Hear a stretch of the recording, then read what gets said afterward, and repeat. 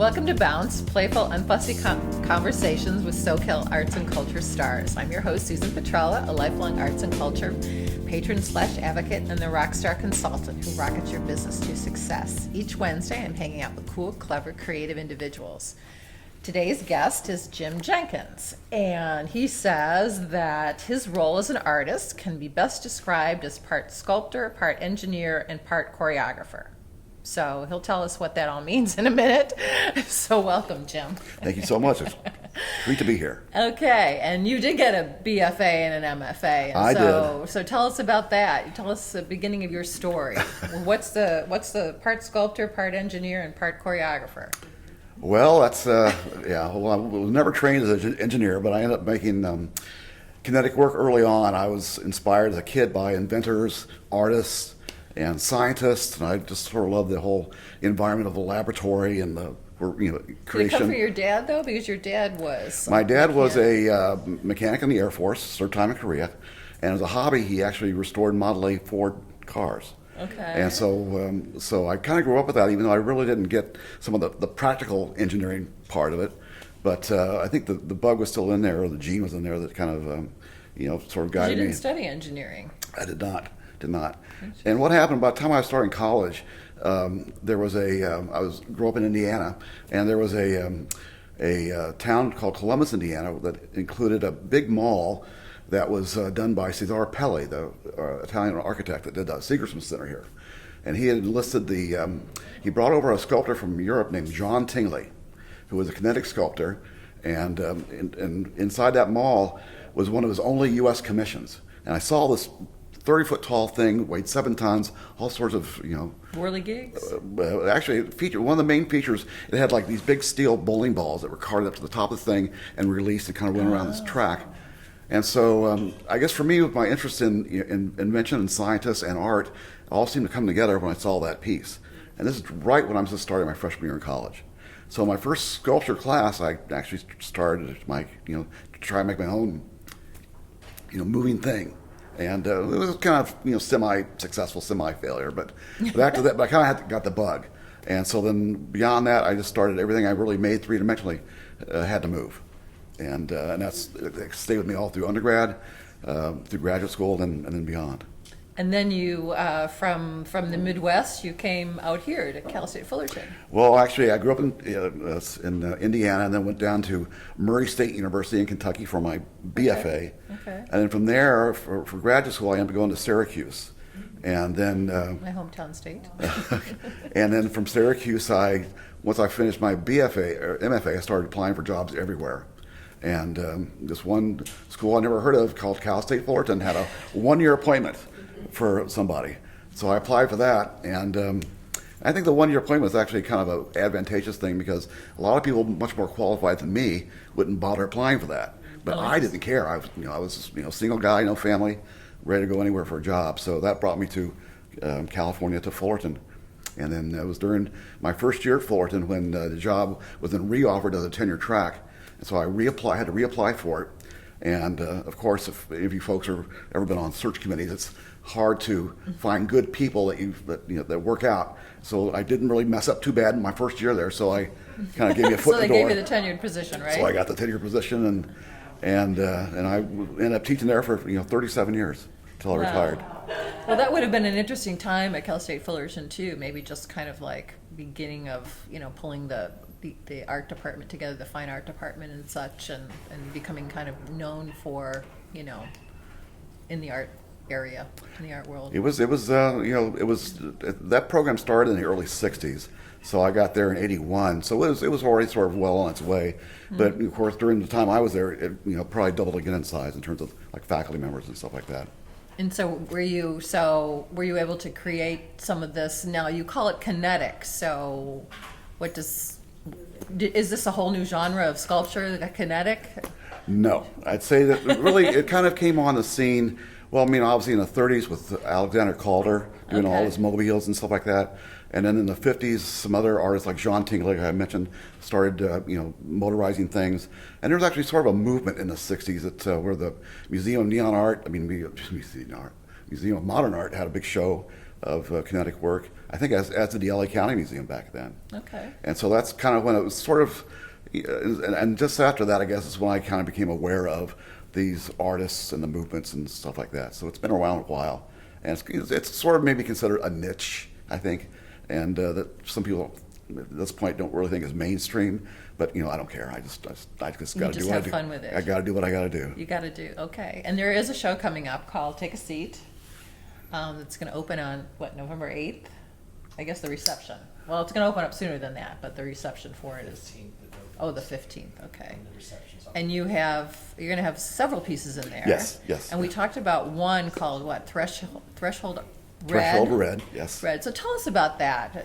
Can you describe it maybe to our audience, and then well, first of all, I have to say how does it come together? All the the wiring, I don't know, whatever else goes into it. Well, I guess to back up a bit, I mean, the whole idea of the Coastline putting together this show that's focused on, I guess, images of chairs, sitting features of things like that, is something that's plays into my work because there's several elements that I repeat in my work over the years, and like I've used globes a lot, I've used birds a lot, I've used the house shapes a lot, and also chairs. Why? And I think that as an object, it's can represent many things.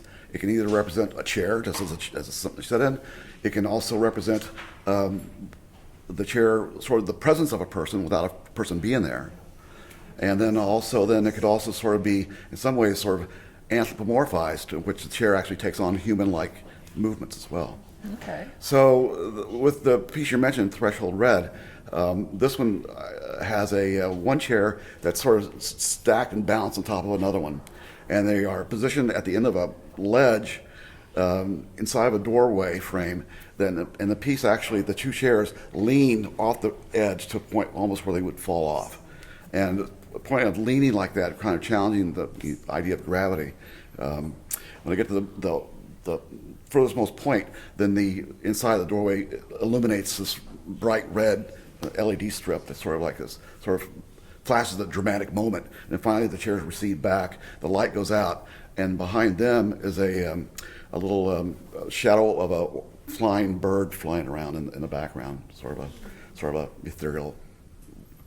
I'm not really sure how to describe. A lot of what I do is sort of intuitive. Okay. Not everything really has a very intent meaning behind it. And how do you put all those pieces together? Do you have kind of like a diagram of like, okay, this then goes, piece A, you get those, flat things from IKEA, the chest of drawers, and it's like, okay, put A into B and, C and, D, or, here's the bolts for whatever. Do you put together kind of a schematic? It's more not that formal. I mean, some artists can work on a computer and do like CAD design and all this stuff, and that's not me at all. I've been just working in sketchbooks, which I've been doing my entire You're telling about career. your sketchbooks. That's pretty cool. Well, in my freshman year of college, it was like an assignment to keep a sketchbook that you turn in at the end of the semester, and that kind of got me hooked on the process. And to me, the sketchbook really is it's just like this running dialogue with your creative brain, something like that, and where I can put in like clippings from newspapers or thumbnail sketches of some stupid idea that might go through my head that maybe later on down the road can take on a whole different light. And so over the years, I've got like a bookshelf full of these, over 40 years of sketchbooks now. And so if I do get stuck for an idea, I can go back and pull something off and let's see what I was thinking about like 10, 20 years ago. And as time has passed, it can take on a whole different light, and sort of give me new inspiration, I guess.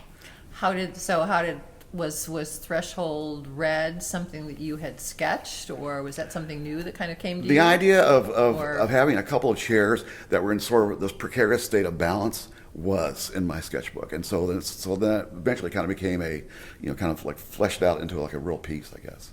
And you said you've got some LED lighting that makes it red, but you also got an interesting connection to the Museum of Neon Art.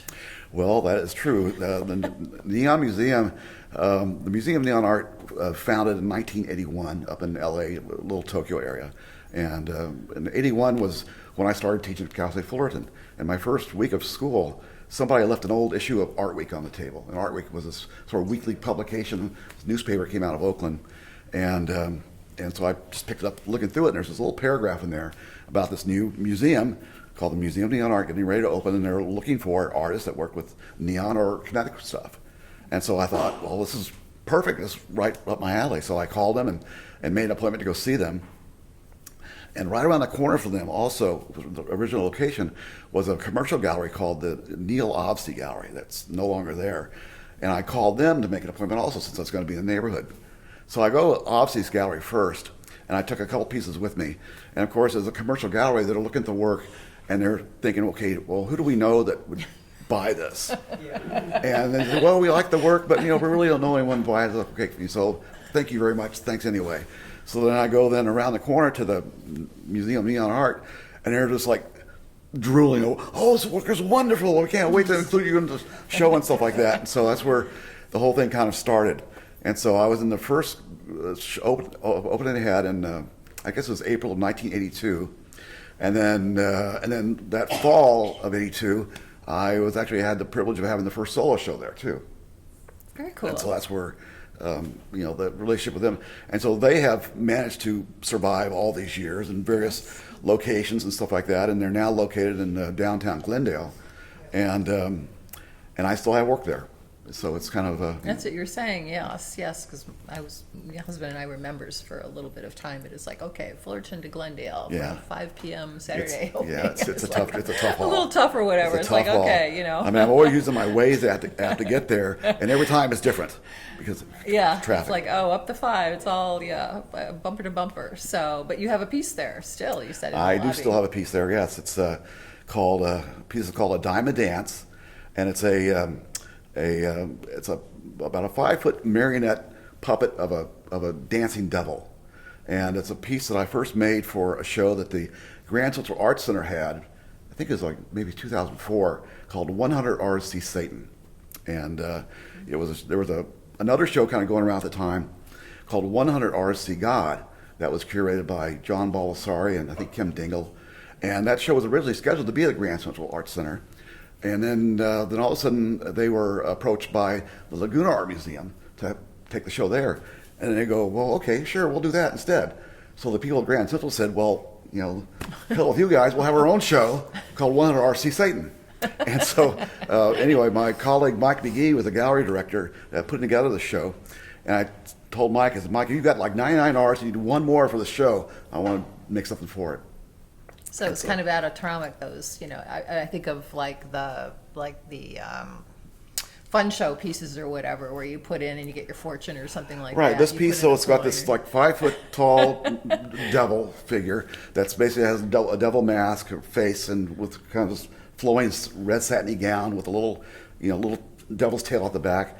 And he's standing on a little base. It's got like neon flashes, this Diamond Dance, Diamond Dance.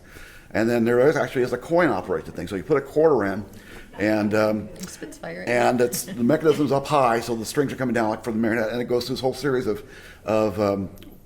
dancing to the surf music. It's a song called Pipeline. It's all this like heavy guitar music and stuff like that. And so it was an interesting process because I've got a friend in New Orleans who's a musician. So after I got the figure bouncing, I sent a video of that to him so he could record the guitar line to match the beat of the figure.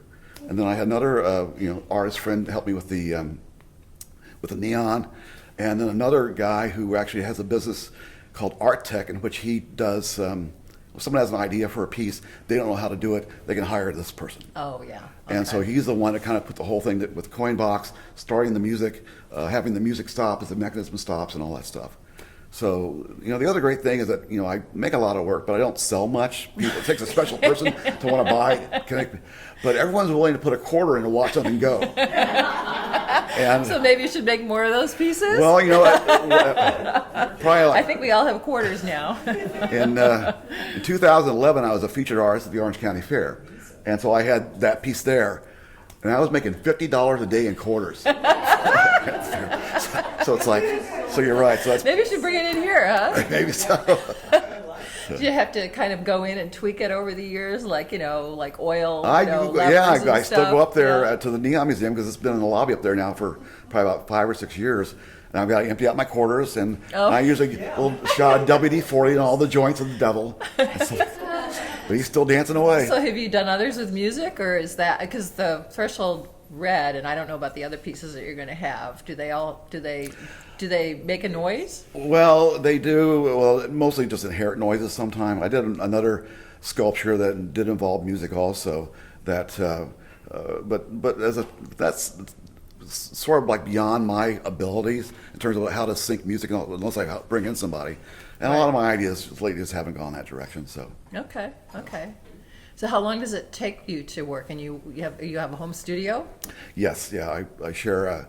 My studio. My wife Karen Thayer does ceramics, and she also used to teach at Coastline years ago. But she and I bought a place in Costa Mesa about 30 years ago and built about a 1,200 square foot studio in the backyard that we share. And so it's kind of nice to just be able to, get up in the morning, go out there in your pajamas, and check on things and stuff like that. And so, but it's But never a collaboration with the ceramics and yours. it hasn't happened yet. Never say never. The rest of our whole entire house is a collaboration project. But Oh, okay. in terms of the artwork, not so much. But yeah, I'm pretty. I always enjoy, buying tools and equipment. Always looking for an excuse to buy another tool if I need it. But right now, studio's pretty full of stuff. Yeah. So it's So are you working on something new now? always, yeah, I've got something. Always got something going out there. Yeah. So it's kind of nice because right now I don't have any impending deadlines. I mean, the work for the Take a Sheet show coming up here is all stuff I already had on hand, which is great to be able to. One piece has never been shown before, so it's a premiere for that piece. Excited about that. Okay. And but otherwise, it's nice to have a studio just outside the house because I can be out there every day. Are you out there every day? I am. Okay. And not like 8 or 10 hours a day, but even just a few hours a day Okay. is so much better than when and this is obviously probably because I'm retired now. Yeah. And so, because when I was teaching full time, it was really just working in like fits and starts because I have like teaching all day, prep work after that, faculty meetings, committee meetings and stuff like that. So it was really. You have more time now to devote Yes. to your practice. Yeah, and plus it's also nice because I guess I sort of work in a casual way sometimes, so I can, if I'm not out there, like Marty was talking about how she's not sewing, she's thinking about sewing, and I'm the same way. I'm just kind of, if I go for, usually every morning I go for like a 1 hour walk, and a lot of times I'm just thinking about what's going on in the studio, so it helps too. Do you work on one piece at a time or several? I usually do. I usually Yeah. work one at a time just because it's just kind of stay focused in that way. And sometimes when I'm working on pieces, because it's sort of intuitive. I'm not an engineer. There's sometimes trial and error involved because I think this is how I can do something.